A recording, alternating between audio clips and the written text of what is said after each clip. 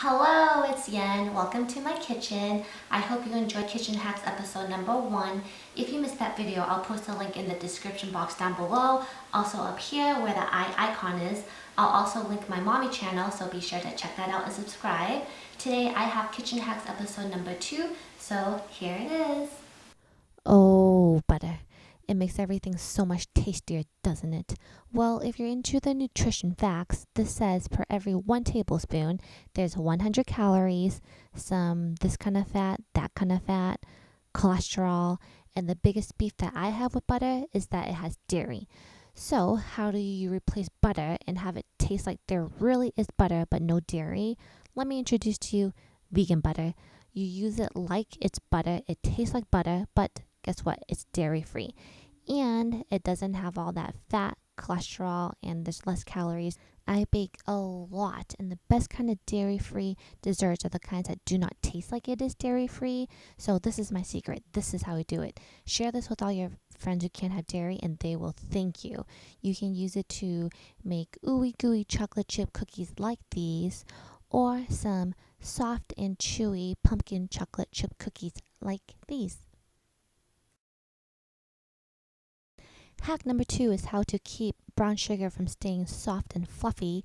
Rachel Ray uses something that costs about $5. Some people use bread, but that gets old after a while, you know? So I just use marshmallows, and I like to buy the big kind in a 16-ounce package so that I could use most of it to make Rice Krispie treats. Speaking of Rice Krispie treats, my next video will be oil Rice Krispie treats with the dairy-free option.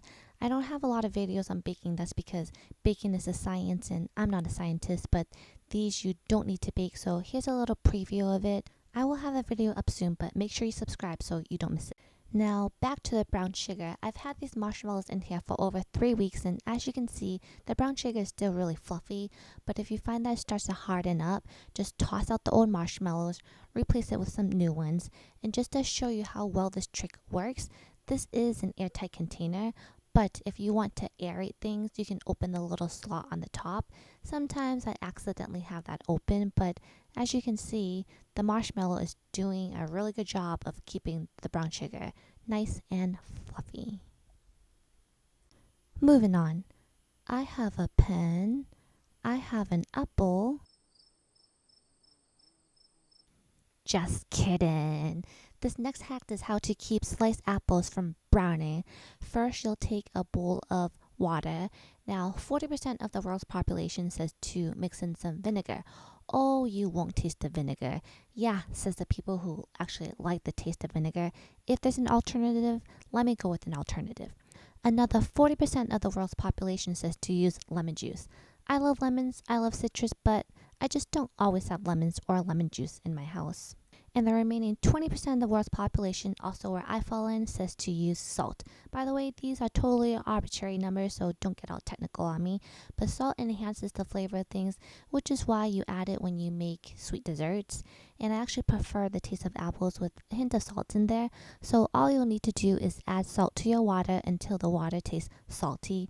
I know that's very ambiguous, so for some guidelines, I have about 3 cups of water here and about 1 teaspoon of salt. So throw in your sliced apples in the salty water and let it bathe for 1 to 2 minutes. Then just pour out all the water and let the apples dry off. I like to use this as a grab and go kind of snack, or I'll have it as part of my breakfast. So I'll just throw it into a Ziploc bag, throw that into the refrigerator, and just to show you how well this trick works, it has been over 18 hours and the apples look a tiny bit brown, but that's only because I had them out for a while I was filming this before I dumped them into the salty water. If you enjoyed this video, be sure to like, comment, share, and subscribe. Thank you for joining me today in my kitchen where everything is served with love. I'll see you next time.